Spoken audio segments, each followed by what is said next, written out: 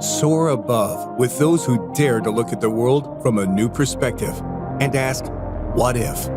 You're listening to the Altitude Podcast from Eagleview.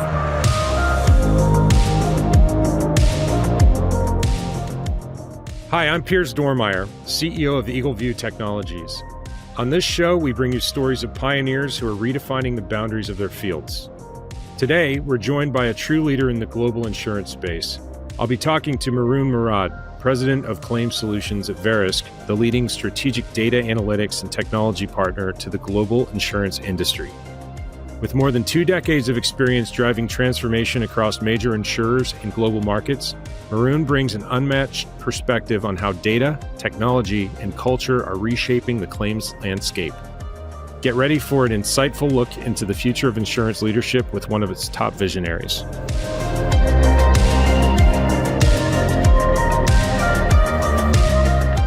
Maroun, welcome. Thanks for coming on board. Piers, good morning. Great to see you again. Thank you for having me. We're really excited to have you on. Going to get into a few light topics like the economic volatility that we're all experiencing and AI and culture and just all of these things that are just really simple to walk through. But maybe before we jump in, maybe just a little bit about your background and how you got to where you are here at Verisk. Absolutely. Thank you, Piers. I'm a lawyer by education and license, but I have not sued anyone for a living. And I got into the risk business almost 27 years ago on the reinsurance side, joined Berkshire Re. And I spent about 17 years between insurance and reinsurance companies, working domestically as well as globally. And I just fell in love with the risk assessment business and the mission of the industry, which is effectively to drive and build resilience in the world. And particularly at that ultimate moment of truth, claims, basically showing up on someone's worst day and try to make it better. And I've spent the past decade, it's my 10th year at Verisk, basically leading various parts of our business between underwriting and claims and effectively serving our clients and our network and ecosystem partners across SaaS, data analytics, and tech-enabled services in order to support the ecosystem, including Eagleview, to drive more resilience, to serve ultimate insurance. It's a really great thing that you just said around mission and recognizing that it's often one of our customers' worst day when there's a claim to deal with. I always say we deal with so many of our customers that are either on the insurance side, on that side, working through a claim, or a roofing contractor, working with a homeowner or a building owner. There's several thousand things you'd rather be dealing with than a roof claim or a siding claim or any of that. So keeping that in mind is critical. So there's a lot going on in these areas, especially around the economic volatility, cost of prices rising, and then just getting insurance and keeping your insurance if you can even get it in a lot of places due to just the increasing severity and frequency of storms and both hurricanes and tornadoes, as well as even wildfires. How are you guys managing that type of volatility in your business? Yes, thank you, Piers. And you couldn't have said it better. Actually, not just within insurance. I know that you guys also serve the infrastructure, insurance, real estate, as well as government sectors. So the entire world, really. And when you're in the insurance business or adjacent business to insurance, you're also in everybody's business. And we are feeling our clients' pressure and the pressure ourselves relative to the extreme weather activity. At some points, it feels like our country and the world, half of it is on fire, the other half is underwater. And this is creating a lot of uncertainty.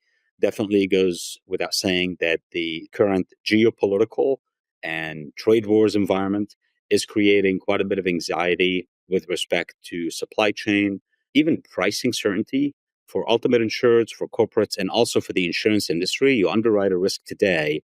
If that risk gets a claim 6 or 12 months down the road, you're wondering whether or not your pricing is accurate. So this is creating an opportunity for partners of the insurance industry to develop even more sophisticated algorithms that are not only looking backwards, but trying to predict, given the complexity of how the world is evolving, what that price is going to be, which includes parts and components. It doesn't only apply to the property space, in the auto space as well. There's quite a bit of supply chain disruption. And there's also a very important element around the cost of labor. It's the cost of labor as well as the availability of labor. And whilst this all sounds overwhelming, it also offers up an opportunity for us as a collective. In insurance, it takes a village to deliver services and resilience into the world, to basically wake up on somebody's worst day and try to make it better and push ourselves to become more innovative, more agile, and more thoughtful about how we go about serving that world. There's an old saying that says you can't take risk out of a risk-taking business. And we live that every single day.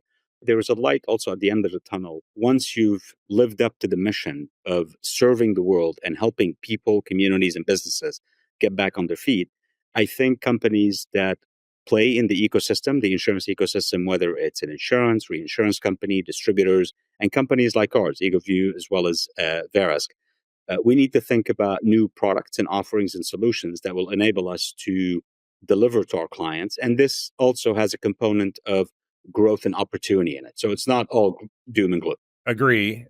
How do you see getting technology and innovation, quote unquote, over the line? How do you get transformation done, especially when you're talking about serving very large companies, insurance carriers? These are businesses, enterprises that are built on risk, and going through transformation has a certain amount of risk associated with it. How do you actually get these customers over the line to take a shot at implementing software or data into their workflows when there is so much volatility, so much uncertainty, so much risk in the system?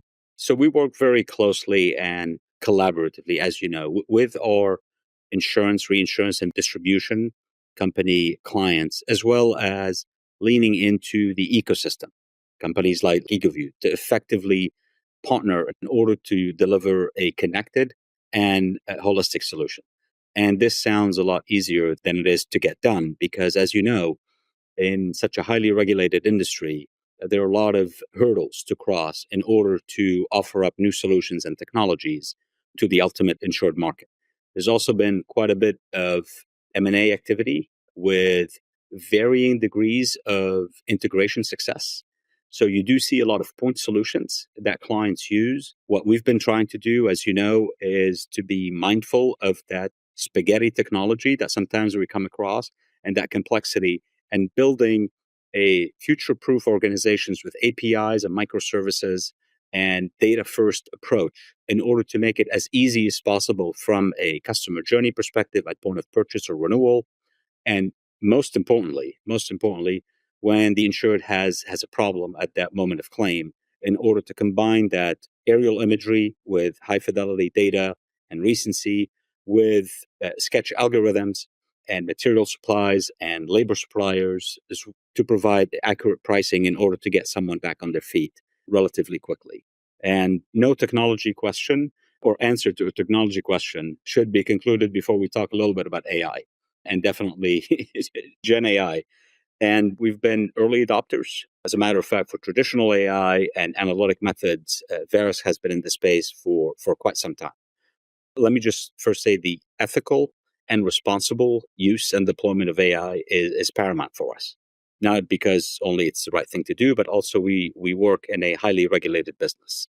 We have been able to better serve our clients and our shareholders and other stakeholders through deploying some solutions both internally to drive accuracy and productivity and efficiency, as well as externally where, when it is acceptable, from a regulatory perspective, from our client perspective, and where we have an opportunity to deliver very high levels of accuracy through our products and our solutions. I'm just really super glad that you brought up AI ahead of me. If I don't talk as a tech CEO, doesn't bring up Gen AI at least 2 or 3 times in a conversation like this, somebody pops out of the closet and takes my card away.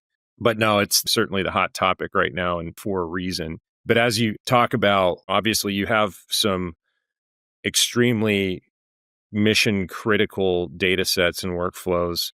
How are you guys bringing Gen AI into your products, into the mix, and managing through the hallucinations and the kind of weird errors that can pop up in that process? I would say very intentionally and very carefully. And I'll give you a couple of examples. In the fraud space, we serve the industry through contributory databases as well as analytic solutions that help the world really and the insurance industry fight fraud in collaboration with many industry players. Fraud across property and casualty, health and life insurance in the United States alone is a $310 billion per year problem.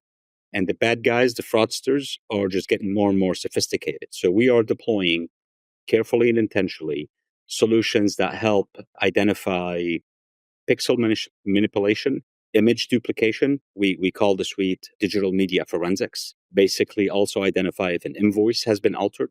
There's also quite a bit of deep fakes today with the advancement of cloud computing and definitely Gen AI.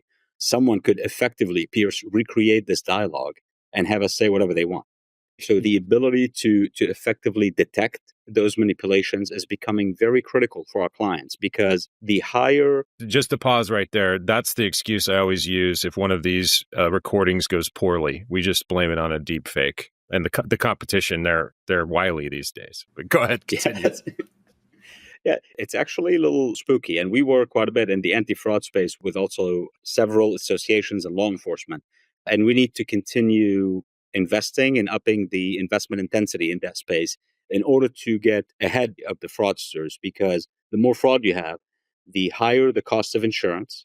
And particularly in these times when we're coming across, as you mentioned earlier in your comments, an affordability issue and rising cost of insurance, we need to be able to detect and fight fraud pretty effectively.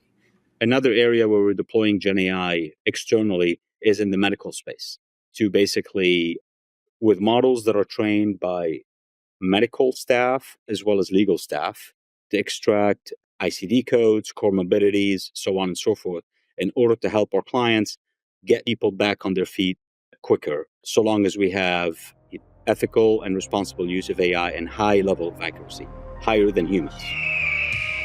We've reached a new cruising altitude here at this point in the discussion, and I'd like to take a moment to tell you, our listeners, about a very exciting new capability we recently launched at Eagleview. Eagleview One is our new premium digital user experience. It offers a unified access point to the full power of Eagleview's unrivaled 3D visualizations, imagery, and analytics, and puts powerful AI, precise 3D models, and all the tools and data that Eagleview offers, all in one easy-to-use, modern platform to help make your projects smoother, faster, and more efficient. Built to scale into the future with your business needs in mind, Eagleview One will be continually updated to bring you new technologies and to further enhance the ability to integrate Eagleview's extensive and powerful asset intelligence into your existing workflows. To learn more about the transformational experience Eagleview One offers, visit eagleviewone.com. That's eagleviewone.com. Yeah, it's fascinating. We actually have some projects we're working on right now that's taking healthcare data and merging that with geospatial data, environmental data. And some of these insights that we're beginning to pull out are pretty amazing. I think just the availability of compute and the amount of problems that you can solve now that frankly would have just taken an order of magnitude more dollars and effort to even start to experiment with are now so much more available, or it's just creating crazy opportunities. But as we think about your focus and push into AI, specifically generative, and I'm sure agentic, how are you managing that investment allocation? Because a lot of these models really came out of nowhere a couple of years ago. It felt like in 6 months, there was just a whole range of new technologies to go and explore. And how do you think about allocating your investment dollars towards generative AI in light of all of the other technologies you guys have to support and maintain? From a capital allocation perspective, you always need to look at the near term to help you achieve your strategic, financial and operational objectives, and also the long term. We engage in a fairly robust capital allocation exercise in order to make sure we're not only meeting our clients' needs for today, tomorrow, but also looking at 3 to 5, 10 years even down the line. And with respect to Gen AI, there's been hundreds of billions of dollars that have been invested in infrastructure and large language models. So for us to reinvent the wheel does not make sense.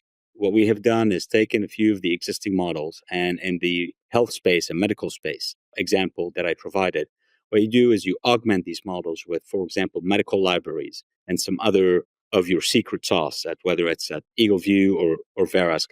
And then you overlay that deep domain expertise from a human capital perspective in order to train the models, and always partnering with our insurance company customers. Part of our DNA at Verisk is that we do not also invest dollars in an innovation or invention unless we have what we call them development partners. As you know, you've heard the term before. And development partners are effectively network partners or insurance company or reinsurance company customers that say, you know what, this looks like a good idea. Whereas your role is central to the insurance industry, and you can deliver these innovations at much lower cost and probably faster than 100 insurance companies effectively inventing or innovating in the same way. So we get client perspective and network partner perspective. And if the solution, we don't succeed all the time. If the solution checks out, then we deploy it at scale. Yeah, to those listening, there's lots of folks that can take your own company data, your own knowledge base, ultimately employ some retrievable augmented generation capabilities into a large language model, and you can get a much better output.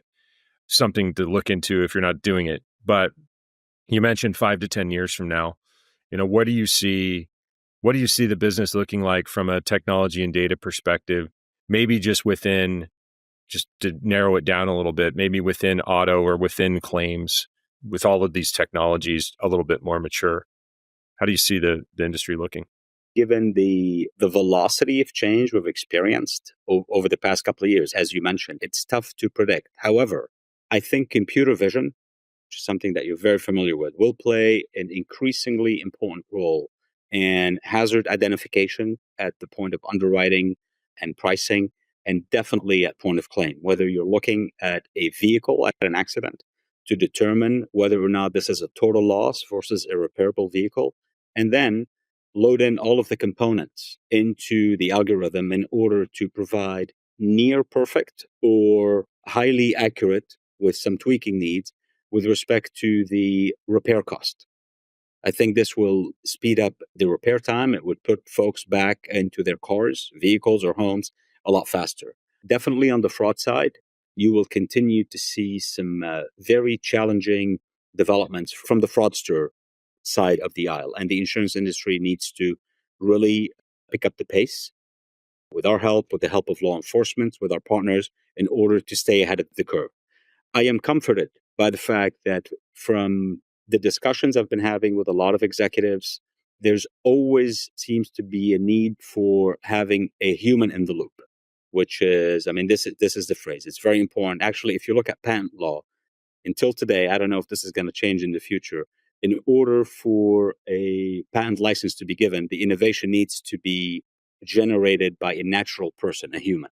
So this is kind of reassuring for us who advocate for the deployment of technology and a change of mindset, but also maintaining that human in the loop. I agree. This is something that's really important if you're in the technology business. It's great that we get all of this amazing productivity out of AI when writing code, but you got to make sure that if you're trying to create something novel, that you're keeping that in mind. I'm going to pivot a little bit, different direction, but with all of this change and how the business is evolving and technology is helping the business evolve, how are you thinking about culture? How are you thinking about your team and these new skill sets, maybe, or just frankly fostering curiosity in these areas so that you can develop the team and the manpower to drive that change? I love the question, and you and I are both culture first leaders. And I tell you, there is a lot of anxiety in the system, whether going back to your initial question around volatility, nat cat, geopolitical, price uncertainty, definitely the deployment of technology and the fear of replacing humans, and the post-COVID return to office, varying levels of success. It does take extra effort and a lot of intent in order to maintain the company culture. As you know, we've had a hybrid model actually from before COVID here at Verisk, and we're very intentional about making sure that our folks have a lot of flexibility. The same token, we're deep believers that in order to better understand the client problems, to better innovate and to better invent, a certain level of human to human interaction is required. And that, I think, does wonders for maintaining the culture and also developing the culture and allowing it to evolve. So a lot of communication. I spend a lot of time on the road, town halls, skip level meetings, as well as also learning from our partners and customers. You get a lot done over Zoom or Teams, but you get a lot more done in person and then over dinner or a drink at the end of the day. This is how we try to manage this evolving situation. Well, I think that's a really great place to wind this conversation down. I would love to give you the last word. Is there anything that you want to leave our audience with? Thank you, Piers. I would just say collaboration is a mindset before it's a technological or analytic play. So long as we are showing up like you and I are today and partnering together to deliver better outcomes to the world, I think our world will be in a good place. Great message to end on. Thanks so much for coming on board. You're a busy man. You also have a great taste in clothing. Weird that we were twins today. But thanks so much for coming on and look forward to seeing you soon. Appreciate the opportunity. Great seeing you, Piers.